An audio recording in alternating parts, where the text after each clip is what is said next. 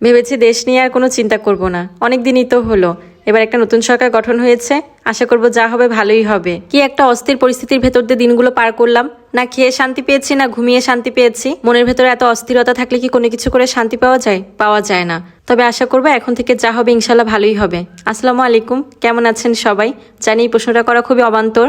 বর্তমান আমাদের দেশের যা পরিস্থিতি তাতে কারোই ভালো থাকার কথা না। আমাদেরও দিনকাল চলে যাচ্ছে একরকম। ভিডিওটা সকাল থেকে শুরু করেছি, সকালে রান্নাবান্না দিয়ে।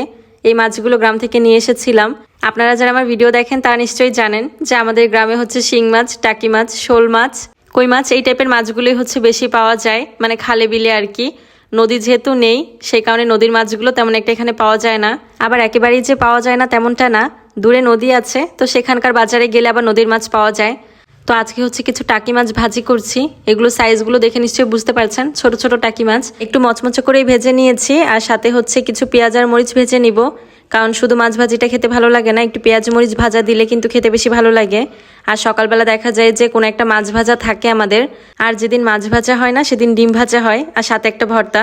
ম্যাক্সিমাম দিনে আমাদের সকালবেলা ভাতটাই খাওয়া হয়, রুটি খুব কমই খাওয়া হয়। কারণ সকালবেলা যেহেতু মাইবিন মাহিরাকে ভাত খাওয়াই, তো একবারই হচ্ছে ভাত বসিয়ে দেওয়া হয় আর কি। সকালে নাস্তা করা আমাদের কমপ্লিট, আর এরপরে হচ্ছে দুপুরের জন্য রান্নাবান্না শুরু করেছি। আজকে একটু খাসির মাংস রান্না করব। আর রান্না করার জন্য হচ্ছে মাটির কড়াইটা বের করেছি। অল্প করে যেহেতু মাংস রান্না করব তাই কড়াইতে বসাবো মাংসটা। আর যদি বেশি পরিমাণ মাংস হতো তাহলে মাটির পাতিলে বসাতাম। আর মাংস রান্না করলেই হচ্ছে আমি এখন মাটির কড়াইতেই রান্না করি, কারণ হচ্ছে এতে স্বাদটা বেশি ভালো লাগে আমার কাছে খেতে। আর যদি হাতে সময় কম থাকে, মানে যদি গেস্টদের জন্য রান্না করতে হয়, তখন হচ্ছে প্রেসার কুকারে বসিয়ে দেই।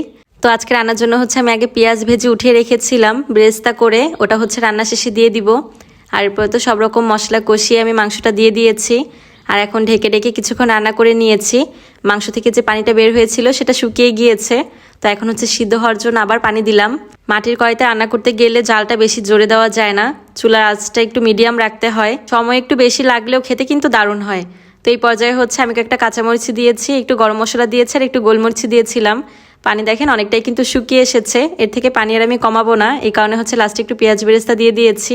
তো রান্না কিন্তু আমার শেষ। আজকে দুপুরের জন্য শুধু খাসির মাংসই রান্না করেছি, কারণ মাংস হলে মাইবিনের বাবার আর অন্য কিছু লাগে না। বিকালের জন্য হচ্ছে একটু নাস্তা রেডি করব। তো আজকে হচ্ছে ভাবিকে বলেছিলাম একটু পিঠা বানিয়ে খাওয়াতে।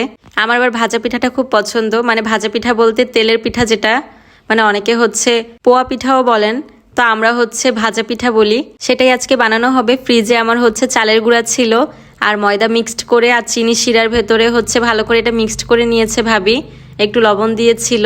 গুড় দিয়ে বানালে কিন্তু পিঠাটা খেতে বেশি মজা হয়, কিন্তু আমার বাসায় গুড় ছিল না বলে চিনি দিয়েই কাজ চালাতে হবে।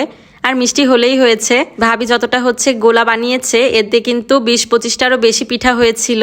আর ভাজা পিঠা যেহেতু নষ্ট হয় না, মানে 2-3 দিন পর্যন্ত বাইরে রাখলেও কিচ্ছু হয় না, এই ব্যাপারটাই আমার কাছে বেশি ভালো লাগে। কারণ ফ্রিজে রাখলে তো পিঠাগুলো শক্ত হয়ে যেত। এই পিঠাগুলো আর ফ্রিজে রাখার প্রয়োজন হয় না, বাইরে রেখেই 2-3 দিন খাওয়া যায়।